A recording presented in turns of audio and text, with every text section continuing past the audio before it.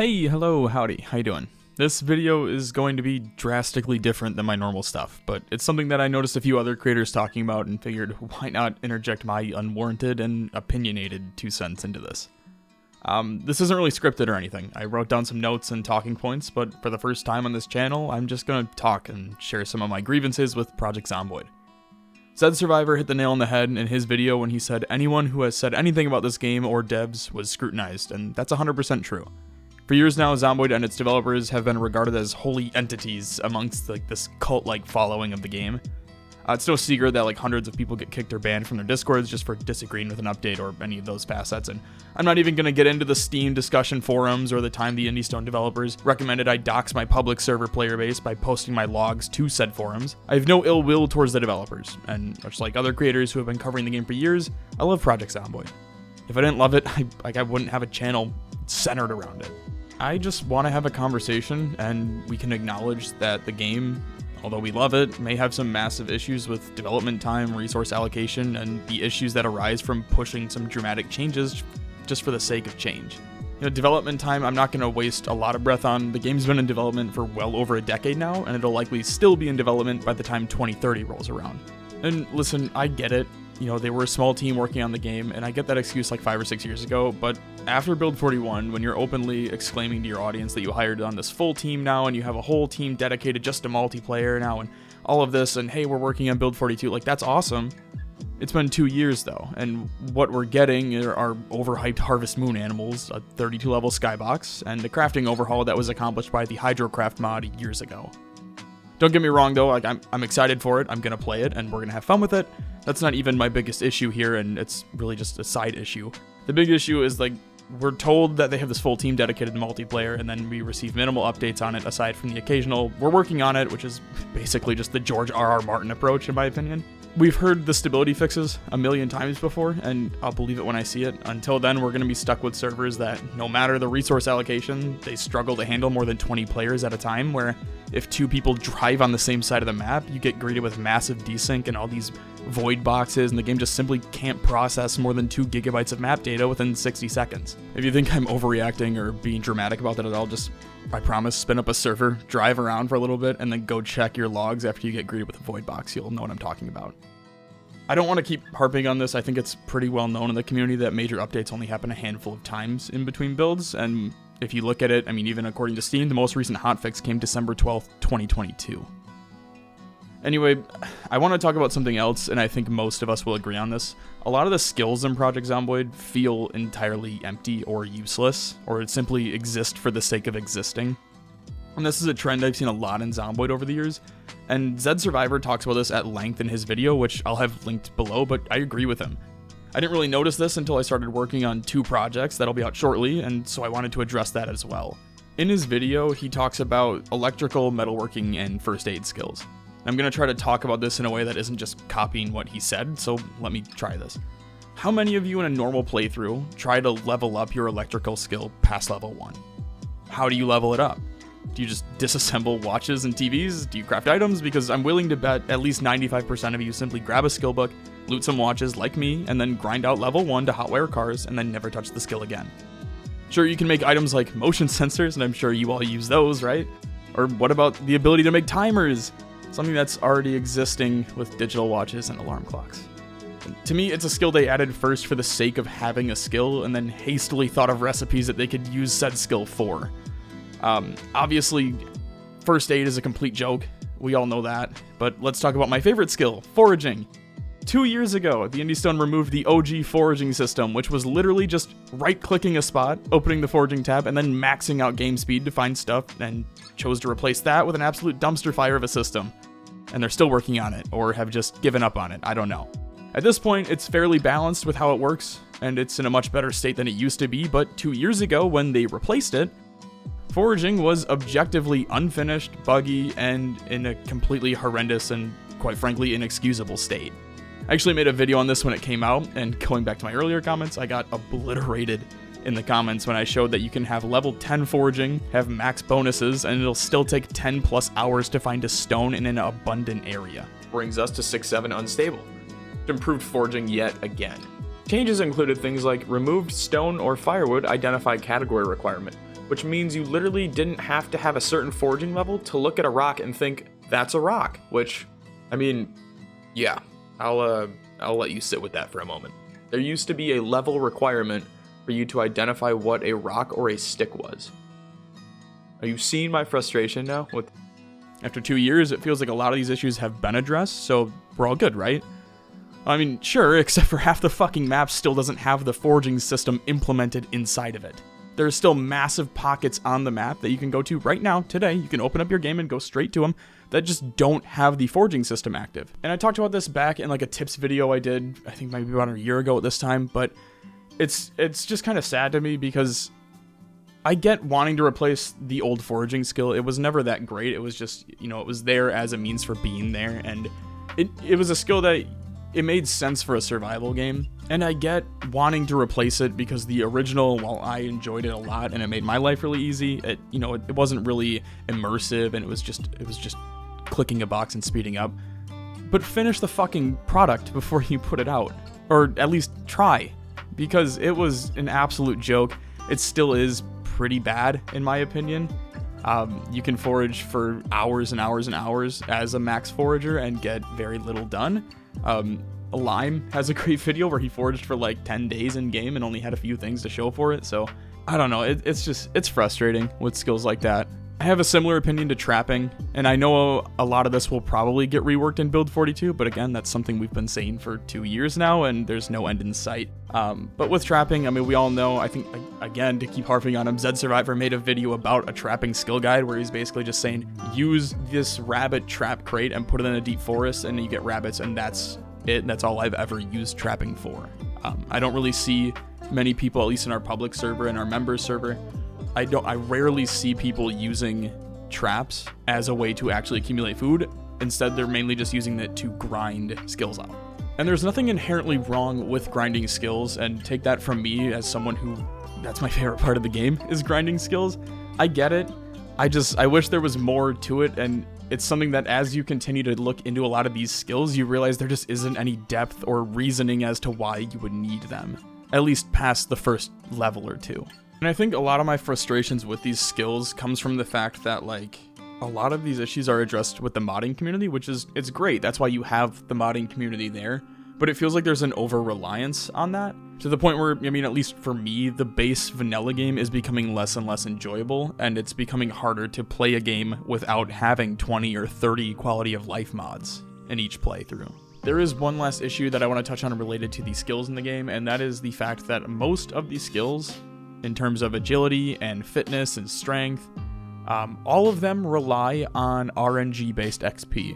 If you don't know what that means, basically whenever you sprint, train light-footed, train sneaking, train nimble skill, there is a chance that you just don't earn XP from it. It's all random number generation. It's a roll of the dice, so to speak. And what I mean by this is, well, I'll just give you an example. If you sprint in the game, sometimes you'll earn XP, sometimes you won't. There's a roll that'll take place to see if you have earned XP or if you've been granted XP. That doesn't mean you get sprinting XP, for example. It will roll as a check to see if you, one, get the XP for doing the action, and then it will decide whether that XP goes to fitness or to sprinting, and it'll divvy up the XP as a way. So you don't earn fitness and sprinting XP, you earn fitness or sprinting XP. And that's the same for a lot of the skills in the game, and it's super frustrating and I can't stand it. Crafting is an exception with things like electrical that we had talked about earlier, where one watch equals this much XP, one TV equals this much XP. Also, side note, TVs count as radios in the game, so you earn the same amount of XP for that. Completely different topic for another video, but to me, it just drives me absolutely insane when I do an action to earn XP and then I don't get the XP because it's up to chance. To me, and maybe this is entirely just a personal issue with the game, but the idea of earning XP based on chance instead of on completing an action drives me insane, especially when you have skills like Nimble, where, I mean, it's incredibly tedious to level it up, and then instead of maybe reworking the skill or acknowledging how terrible of a skill it is to begin with, and the fact that you need it to be level 3 to be able to fight in any capacity in combat with melee weapons, Instead of listening to the community, they hotfixed the ability for you to earn nimble XP when standing still. Now there's an additional check that takes place to make sure you're actually moving different tiles, because if you didn't know, the community figured out a way that you could just earn nimble XP by macroing your keyboard and then sitting in the corner of a building for, I don't know, 4 or 5 hours in real life to earn 20 XP. It's abysmal. But yeah, the Indie Zone patched that and forces you to walk now, which, okay, I get it. That's the premise of the skill. You should, maybe we don't need that exploit. But then you take into a fact that it takes real life days, D-A-Y-S, not hours, days, not minutes, real life days to level the skill up at 7, 8, 9, and 10, those later levels, which is ridiculous. So it basically means without any XP boost, you're never going to get it, which now...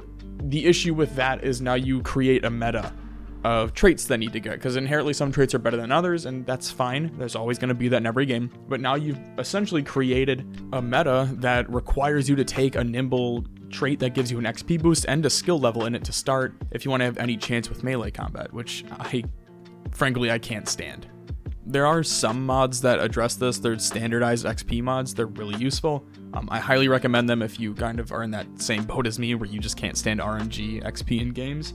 But for most players, I think much like myself, a lot of us didn't even know that was RNG based for the longest time. And many of you probably didn't even know that until this video if you're even watching this far in.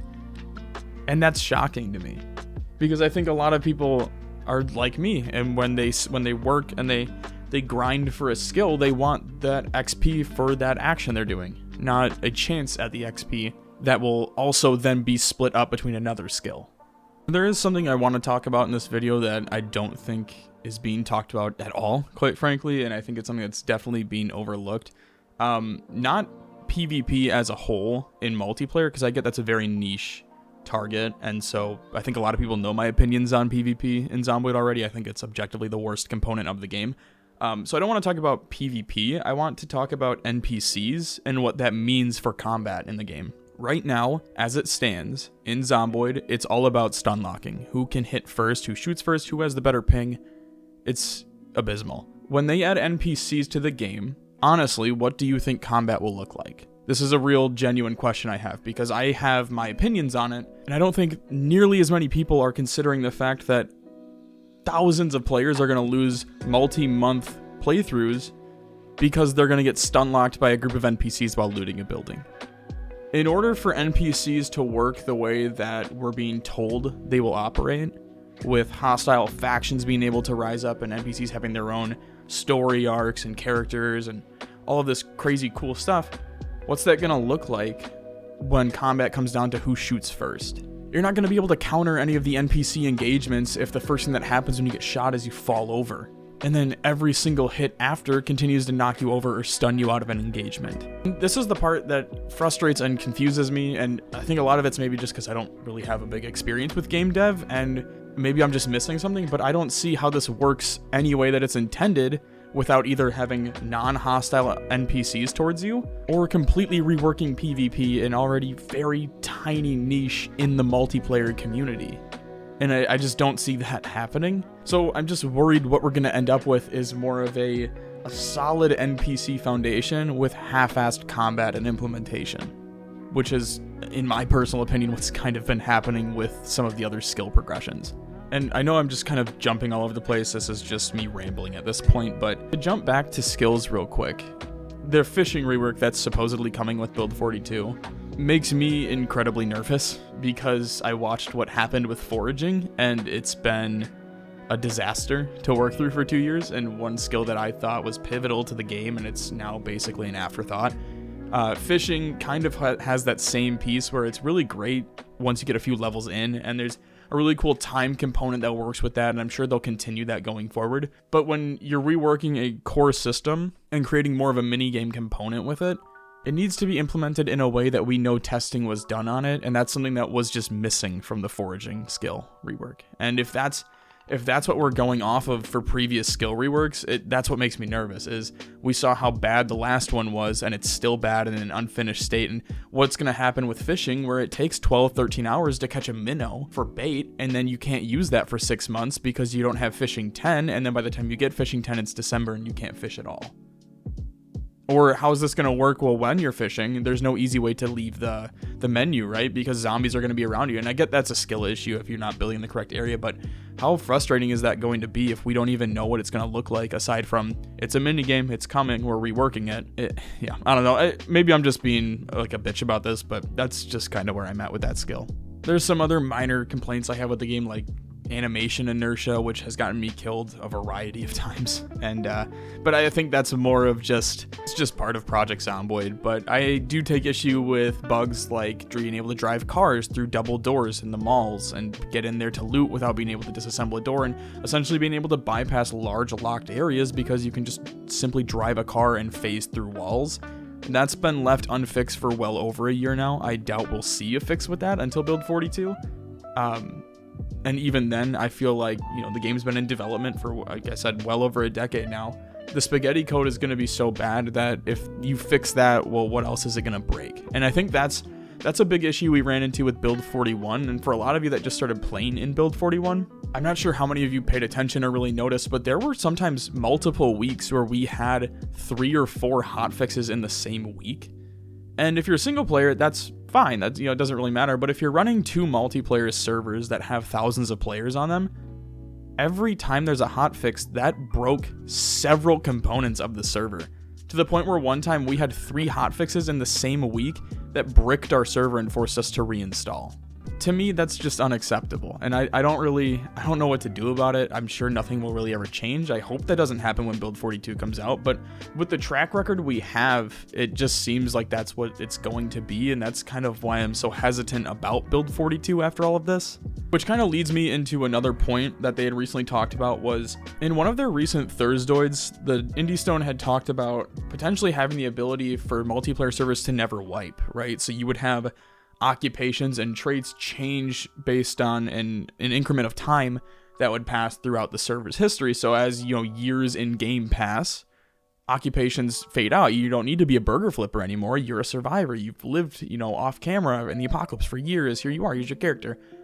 I take a lot of issue with that, because to me that just screams that they don't, not that they don't have experience running servers, I'm sure they do. But to me, it's like, have you played on a server before with people? Because for us, our wipe days are typically 2 to 3 months in between each wipe. After the first week, most cities are uninhabitable, right? Most buildings are looted and destroyed, and you can have rules to prevent that, but you'll never fully prevent it. On top of that, how many of you have a hyper-specific build that play multiplayer that revolves around that hyper-specific build? I know a ton of people on my servers have very specific builds they run every wipe. They'll plan it out pre-wipe, they'll hop in day 1, and then that's their build for the duration. What happens if you have to create an entirely new build? And I know this is over-dramatic and reaching, but I mean, how many people are just going to be like, oh, I'll just wait till wipe. I won't play for 2-3 weeks, because they have to pick all new traits and builds, and it's going to throw off how they normally like to play the game. I don't know. I don't see a way where anyone has a server that runs without wiping that's successful long term. At least to me, it might be fun the first time for a few in-game years, so maybe 3-4 months, but after that, where's the joy in that going? I think the big issue, and maybe that's just a disconnect between the developers and the community, but I think the big issue with the game has always been its lack of endgame content. So if the endgame content you're providing is different traits and occupations that provide the same thing the previous traits and occupations provided, what's the point? There's nothing tangible there of value. There's nothing changing other than the role-playing aspect. No one cares about your occupation in a multiplayer server. Sure, it may count in the beginning when you're making your traits and your builds, but I've never gone up to someone after 3 months of a server running and gone, hey, what's your occupation? What traits are you running? It doesn't matter. No one cares what the names of the traits or the occupations are. They care what the skill boosts are required for those traits. So I guess when the developers say our goal is to make it so your servers don't need to wipe, to me that's lining up at an archery range, looking at the bullseye, and then 180ing the director with a shock charge YY no scope. It makes no fucking sense to me. It's missing the mark entirely. And to build off of that, this is kind of the point I want to make of misallocating resources, or maybe I'm using that word incorrectly, but putting the wrong focus on the wrong things. Animals are cool. The crafting rework is cool. All of that's great. But we've made it very clear what we want as a community, and it just feels like we're getting the George R.R. Martin approach. Trust me, the dragons are coming, the NPCs are coming, don't worry, the end game content is coming, the multiplayer stability is coming, and we're gonna have 100-player servers, and that's, you know, it's great, but it's, at the same time, I'd rather have a playable game that isn't a buggy mess, that doesn't take over a year for us to get a hotfix on, but hey, thank God at least the ducks aren't fucking the cows anymore, right? And that's not even getting into the fact that most of these min-max number percentages and all of these skills and moodles don't even work as intended. A lot of them actually just don't work as intended. Actually, most of the wiki information you can find just doesn't work as intended, and we just kind of gloss over it because we love the game. Alright, I'm looking at the audio file and it's 17 minutes now, so I think that's enough ranting for a day. At the end of the day, I love Zomboid. I really do. I have thousands of hours in the game. I've been playing it almost every day for 5 or 6 years now. It's pretty crazy when you think about that. I do have a lot of appreciation and respect for the Indie Zone developers. I know we just spent 20 minutes or so harping on them, but they are good people. Don't attack them. Don't go after them. That's fucking stupid. Just respect them. They're working. And whether or not you believe in them to give us a solid next build, that's up for you to decide. At the end of the day, it's okay to love the game and also acknowledge that there are some glaring issues with it. And a lot of those have either been forgotten about or are being intentionally ignored for now. Like I said, I can continue to go on and on about this kind of stuff, but I think this is enough, so I'll stop here. Thank you all so much for listening to me have my Alex Jones rant here for almost 20 minutes. I do really appreciate that you watch me. I do really appreciate that you like my content. Or maybe you hate my content and you hate watching me, and that's cool too. So, thank you. I appreciate you all. And thanks for stopping by.